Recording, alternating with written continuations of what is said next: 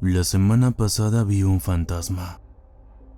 Volví a casa una tarde, admirando las luces de Navidad que colgaban en un barrio residencial, cuando vi a una niña de pie en un patio, sosteniendo una cerilla débilmente encendida entre sus dedos temblorosos. Apenas se la veía, pero pude distinguir la silueta de su cuerpo, su vaporoso vestido blanco y su larga melena oscura. A juzgar por su estatura y lo poco que pude distinguir de ella, diría que debía tener 9 años. Tenía los rasgos borrosos, como si mirara a través de la ventanilla de un coche cubierta de niebla, lo que daba a su rostro la impresión de ser completamente liso. Estaba encorvada, como si intentara calentarse. Uno pensaría que me habría asustado, que habría chillado a pleno pulmón y habría salido corriendo en otra dirección, con los mocos y las lágrimas brotando libremente de los orificios de mi cara. El caso es que no era la primera vez que veía una aparición fantasmal, y con los años aprendí que era mejor no entrometerse ni llamar la atención. Me quedé mirándola, sin alejarme ni acercarme, hasta que la llama de sus cerillas apagó y desapareció. Al día siguiente, a pesar del ajustado plazo de entrega en el que estaba trabajando, mi mente no dejaba de pensar en la niña del patio. Me recordaba a la niña de las cerillas del viejo cuento popular, aunque quizá fuera porque las vacaciones estaban a la vuelta de la esquina. Mientras introducía algunas cifras en mi hoja de cálculo, mis pensamientos se dirigieron a la primera vez que había visto un espíritu. Tenía 7 años y estaba solo en el parque infantil cercano a mi casa. Me balanceaba en los columpios, imaginando que era Spider-Man abriéndome paso por la ciudad. En algún momento, me cansé y dejé de esforzarme en mover el columpio, pero mantuve la misma velocidad y rapidez durante varios minutos. Al final giré la cabeza y vi a una anciana que empujaba mi asiento cada vez que se ponía a mi alcance. Era demasiado joven para hacer preguntas y disfruté del paseo gratuito, hasta que un estruendo en la barriga me recordó que tenía que volver a casa para cenar. «Lo siento, tengo que bajarme», le dije, con tono educado y respetuoso. Ella ni contestó, ni dejó de empujarme. «Gracias, señora, pero tengo que irme a casa». Intenté explicarle, pero ella continuó. Por más que lo intenté, no conseguí llamar su atención. Al siguiente empujón salté del columpio y caí hábilmente de pie, dándome la vuelta para darle las gracias, pero ya no estaba. Tras pasar la mayor parte de mi turno reviviendo viejos recuerdos, decidí quedarme hasta tarde para compensar el trabajo inacabado. El sol se había puesto cuando salí de la oficina, y la nieve caía en espiral hacia el suelo, brillando como polvo de estrellas en los haces cónicos de las farolas. Me subí la cremallera del abrigo y me ajusté la bufanda. Mi aliento humedeció la tela, y un pequeño bosque de carambanos apareció sobre el forro polar azul. Por curiosidad, me dirigí a la misma zona residencial que había visitado la noche anterior, queriendo ver si la niña aparecía de nuevo. Efectivamente, su figura fantasmal estaba en el patio. Esta vez pude verla con más claridad. No solo era más opaca, sino que sus rasgos estaban mejor definidos. Podía distinguir el borde de la nariz, ligeras hendiduras en las cuencas de los ojos y pliegues en el vestido. La niña de las cerillas sollozaba en silencio, con un sonido suave pero de otro mundo. Aunque sabía que ella era la fuente del llanto, el sonido parecía surgir de todas partes. Sus pequeñas manos temblaban mientras agarraban la cerilla, y sus pies descalzos se clavaban en el suelo nevado. Manteniéndome a una distancia prudencial, la observé mientras la llama se apagaba lentamente, llevándosela con ella. Agotado y con un frío tremendo, me metí en la ducha en cuanto llegué a casa. Pensé en otra de mis experiencias con lo sobrenatural. Estaba en plena rebelión adolescente. Me había aficionado a llevar pulseras de cuero con pinchos y a escuchar grupos de rock metal. Estaba harto de la autoridad y me aseguraba de que todo el mundo lo supiera. Los adultos eran estúpidos. El sistema estaba corrupto y reinaba la anarquía. Ni siquiera sabía lo que significaba anarquía, pero llevaba su logotipo rojo con orgullo y lo garabateaba en las paredes de los baños, como un tonto. Mis notas empezaron a bajar y me obligaron a quedarme después de clase con un tutor. Como antiguo miembro del consejo estudiantil, estaba acostumbrado a deambular por los pasillos vacíos de mi colegio por la noche. Iba a subir a tomar algo de mi taquilla cuando oí que decían mi nombre en voz baja y gimiendo. Un consejo: si alguna vez oyes que alguien susurra tu nombre cuando sabes que estás solo, no te des la vuelta. Giré sobre mis talones y lo que vi me heló hasta los huesos. Era Samantha, una compañera de clase que se había ahogado aquel verano en la casa de campo de su familia. Estaba azul y sus brazos hinchados se extendían hacia mí. Grité y, presa del pánico, perdí el equilibrio. El conserje me encontró desmayado al pie de la escalera. Pasé el resto del semestre enyesado. A la mañana siguiente, la radio de mi compañero de trabajo emitía música navideña a todo volumen. Me quejé y me agaché detrás de la pared de mi cubículo, esperando desesperadamente que los finos separadores ahogaran el ruido. Por desgracia, no pude escapar de las melodías de mi entusiasta compatriota. No soy un Grinch. Ni un solo mortal vivo puede soportar 8 horas seguidas de éxitos navideños durante todo un mes. Con cada tintineo de campanillas, sentía que me succionaban lentamente la alegría navideña. Estaba tan contento cuando paró la música que no me di cuenta de lo tarde que era. Cuando por fin vi el reloj, tomé mis cosas a toda prisa y salí por la puerta, cerrando tras de mí. Caminé rápidamente hacia la casa de la pequeña cerillera, esperando no llegar demasiado tarde. Estaba convencido de que volvería a verla. Esta vez pude oír sus sollozos a lo largo de toda la calle. Me planté en el mismo lugar desde el que la había visto las 2 noches anteriores y la observé. La llama de su cerilla parecía más viva que nunca e iluminaba perfectamente sus rasgos. Pude ver cómo las lágrimas rodaban por sus suaves y blancas mejillas. Su vestido de encaje adornado ondeaba suavemente con la brisa. Su cabello sedoso estaba enredado como el peor caso del mundo. Tenía los labios fruncidos en una mueca permanente, mientras sus ojos cerrados dejaban caer más y más gotas sobre su vestido. Parecía fría y se me partió el corazón por ella. No pude ser otra cosa que ofrecer la audiencia hasta que la luz de sus cerillas apagó.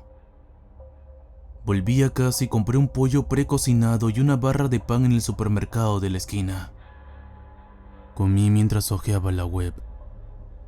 Pensaba en otro extraño suceso de mi pasado. Tenía 20 y pocos años y caminaba por un puente cuando vi una sombra en el suelo a mi derecha. Supuse que alguien caminaba detrás de mí. Cuando me fijé, me di cuenta de que estaba solo. La sombra coincidía perfectamente con mi paso, pero su forma era completamente distinta a la mía. El sol se estaba poniendo y había suficiente luz para que las sombras se extendieran por metros, pero suficiente oscuridad para que las luces de la calle estuvieran encendidas. Como estaba solo, supuse que 2 haces de luz me habían captado desde ángulos distintos. Cuando apareció una segunda sombra a mi izquierda, me puse un poco nervioso. Agité la mano, esperando ver el movimiento repetido por ambas sombras extrañas, pero para mi horror, no reaccionaron. Caminé más deprisa y las sombras me siguieron. una tercera sombra se acercó sigilosamente y salté a la calle, corriendo hacia el final del puente tan rápido como me permitían mis pies. No dejé de correr hasta que salí del puente. Me di la vuelta y vi al trío levantarse del suelo y formar una extraña y desproporcionada figura humanoide. Extendió el brazo y apoyó la mano en la barandilla, apretándola como si quisiera demostrar su fuerza. El grueso metal se dobló bajo la presión. En cuanto recuperé el aliento, eché a correr de nuevo. Temía que me persiguiera, pero se quedó en el puente. Tras una noche de descanso, salí de la cama y me preparé para ir a trabajar. Sentía una gripe inminente, pero terminar el proyecto era más importante que mi salud.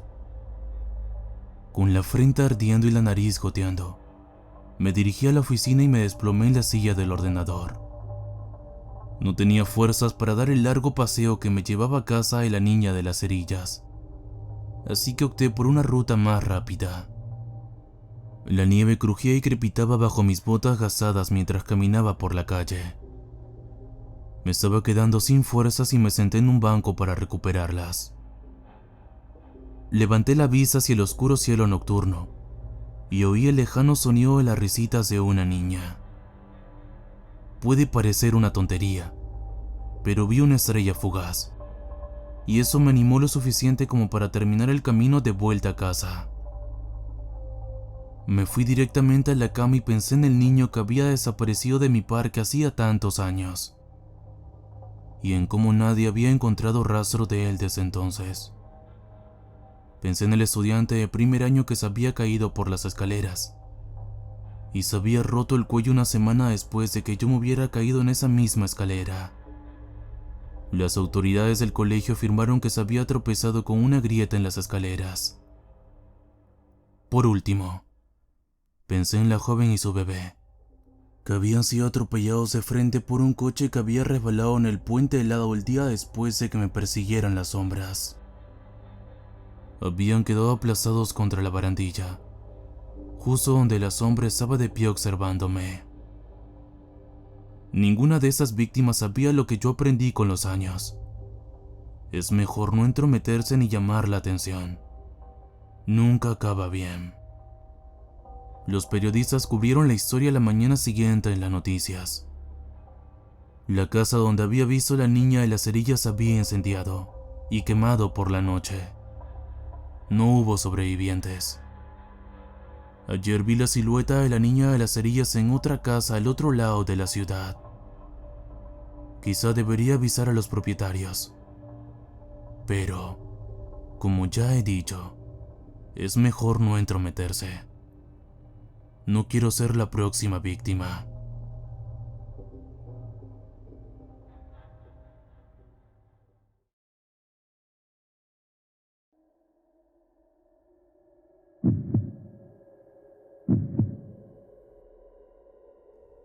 Es de parte de los dos, dijo Andrés, mientras le entregaba a María su regalo de cumpleaños. Siempre hizo eso. No hizo nada del trabajo, nada de la planificación. No gastó nada de dinero. No pensó ni se esforzó en nada de eso. Y, sin embargo, se llevaba el crédito. Algunas veces había intentado poner solo mi nombre en la tarjeta, pero él siempre la encontraba en el último segundo y la ensuciaba con su firma. María abrió la caja, emocionada de ver lo que nosotros le habíamos dado. Metió la mano dentro, pero se detuvo, con el rostro palideciendo. Las expresiones la recorrieron como los diales de una máquina tragamonedas. Confusión, incredulidad, miedo, asco. Andrés no entendió su reacción hasta que miró dentro de la caja y vio la cabeza humana cortada. Sus ojos pálidos y lechosos lo miraban fijamente. Me alegro de que haya afirmado que era de nosotros dos. Mi sentencia de prisión se redujo ligeramente por el hecho de que ambos teníamos la culpa.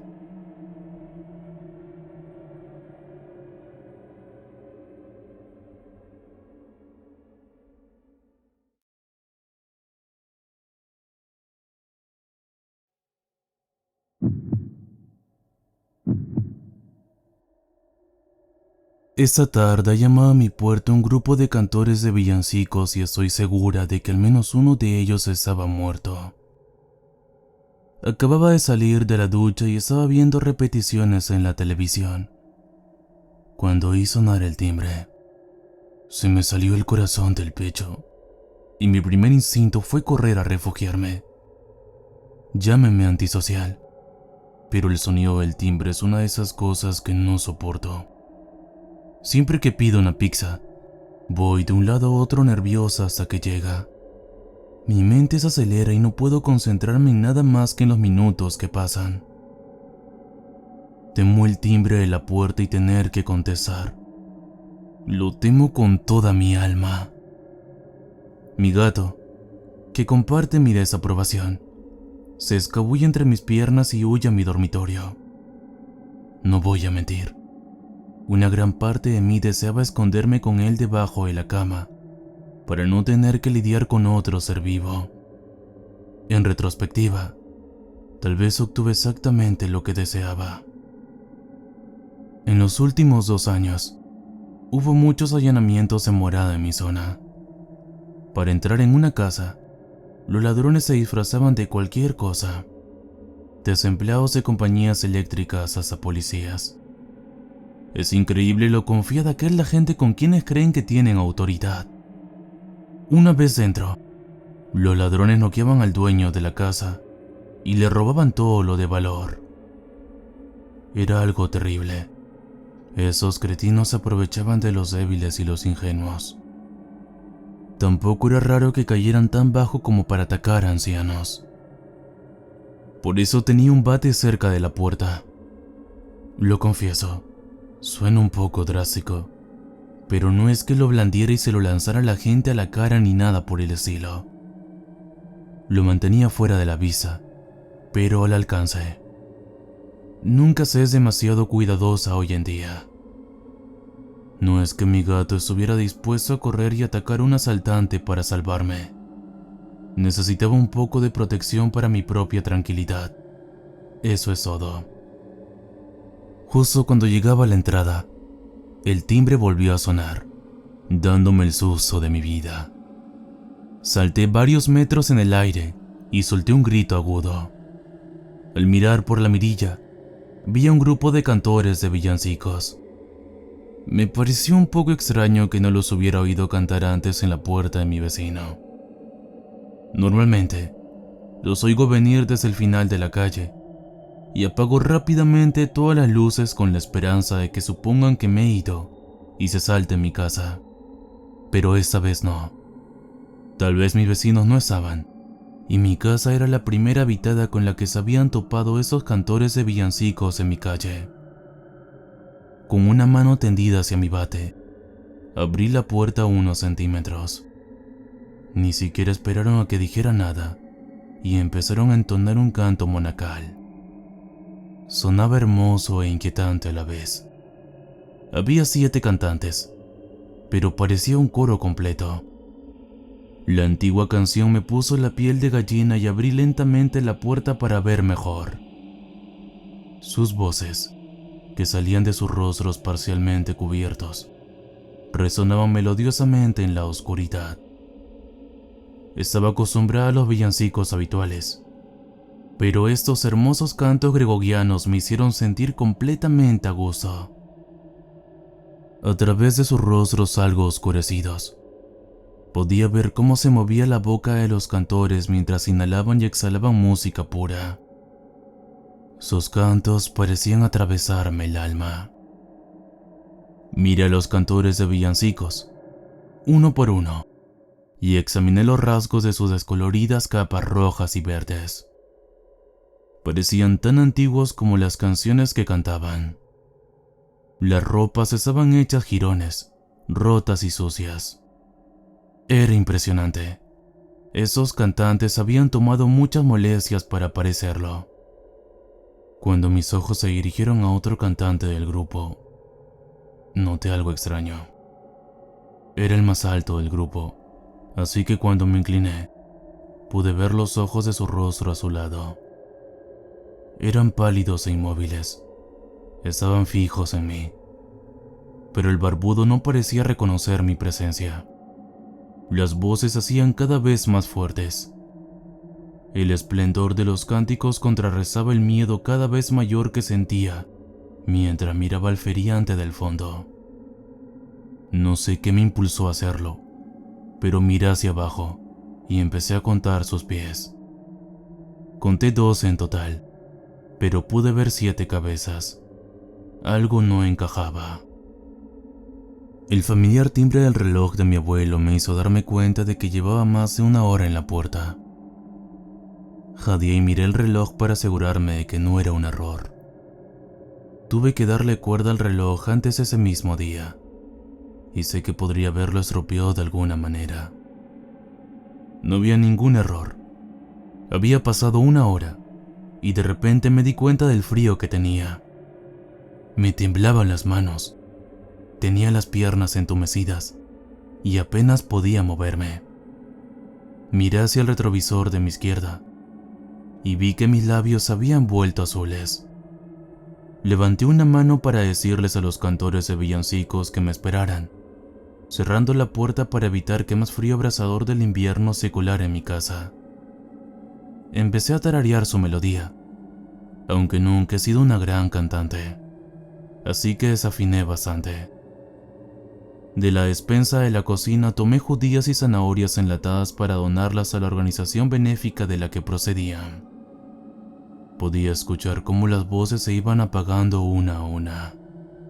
Cuando abrí la puerta para ofrecer la comida, los cantores ya no estaban. No había rastro de ellos, ni siquiera una pisada en la nieve. Todavía helada por dentro y por fuera, di unos pasos hacia la acera y miré hacia la calle. Los cantores de villancico no aparecían por ninguna parte. Sé que debería estar aterrorizada, y no digo que no lo sé. Es solo que, cada vez que pienso en los villancicos, su hermosa canción resuena en mi mente y empiezo a sentir una calma increíble. Todo lo que puedo decirte ahora es esto. Ten cuidado con un grupo de cantores de villancicos embosados, porque no creo que estén vivos, y creo que están buscando reclutar. Podría ser el siguiente.